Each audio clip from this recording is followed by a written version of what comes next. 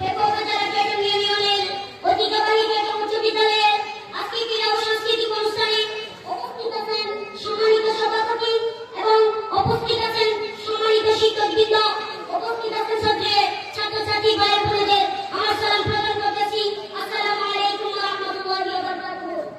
আজকে আমার বক্তব্য হবে জুলাই গণঅভ্যুত্থান নিয়ে। জুলাই গণঅভ্যুত্থান প্রতিবাদ আগুনে জন্মানো এক ইতিহাস। বাংলাদেশের ইতিহাসে জুলাই গণঅভ্যুত্থান কোনো সাধারণ ঘটনা নয়। এটি ছিল বুকের রক্ত দিয়ে এক জাগরণের নাম। যখন অন্যায় মাথা তুলে দাঁড়িয়েছিল, যখন মানুষের কণ্ঠ রুদ্ধ করার চেষ্টা চলছিল, তখন এই সাধারণ মানুষ রুখে দাঁড়িয়েছিল সাধারণ সাহসে।